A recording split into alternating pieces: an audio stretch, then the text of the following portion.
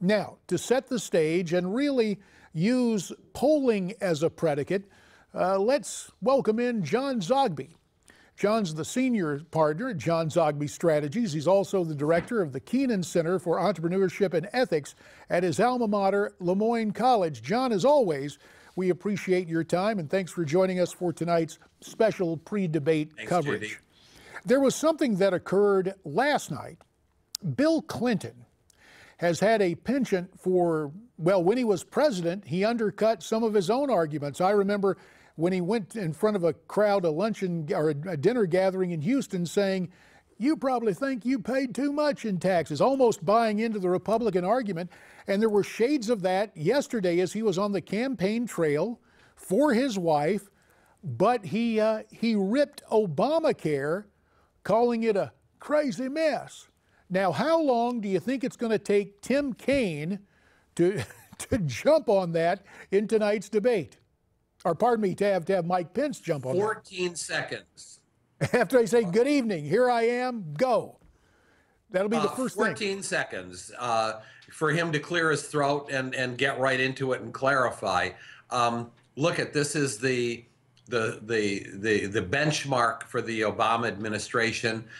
Even though the Clintons both have their own persona, the fact is that she's running for Barack Obama's third term, and that is really undercutting what Bill Clinton said is really undercutting what effectively is a still popular president of the United States. Tim Kaine better clarify that. Well, you take a look at Obamacare, you see so many of the states having to just take almost, well, to use the term from medicine, right, triage. The insurance plans are on life support. This is a very serious problem, regardless of who will be elected the next president of the United States. As we're heading into this vice presidential debate, John, it seems the polling is all over the place. Let's take a closer look. For example, Rasmussen reports, has Mrs. Clinton by 1 point. The NBC News Survey Monkey poll has her up by 6. The LA Times USC tracking poll continues to show Donald Trump with a lead. Today it's something along the line of 4 points. But then the Real Clear Politics average, which is taking all of these polls and their varying methodology and sampling and putting them together, has Mrs. Clinton up 44-40. John, if you would, please, just a little primer on these different polls, and especially Real Clear Politics with that average of all the different polls. Is there merit in that kind of day-to-day averaging of the different surveys? Yeah, there is to some degree. The problem with Real Clear Politics is twofold. One is that it aggregates polls, even some going back 5-6 days ago. At this point in time, you really need to be paying attention to the more recent of the polls and ignoring any of those that may be outdated. We're sensitive to day-to-day sorts of things. The second problem, Real Clear Politics includes the outliers, and that's what makes it all over the place. But getting an average, the average I think is all right, and I think that it's fair. I wish that Real Clear Politics was using a different kind of benchmark, but I'm more aligned with the Rasmussen poll and generally have been over the years. I think some of the polls represent Republican constituencies, and I think that we're seeing that in particular in some of the network polling. Well, let me follow up, since you had kind things to say about Rasmussen. There's another Rasmussen Report survey about tonight's debate, and here was what the respondents told them. 78% of likely U.S. voters say it's at least somewhat likely that they'll watch tonight's vice presidential debate.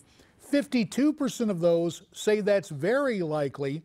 20% say it's unlikely. Now, is this one of those questions like civic virtue, or do you think people are answering honestly because heretofore vice presidential debates have not attracted a whole lot of attention? I think actually, there's always an element of civic virtue in a question like this. I think people are going to tune in tonight, at least partially. And I think that because of that, the debate is very, very important. Not because these debates move the numbers, by great amounts, but because you have, number one, you have two very controversial presidential nominees.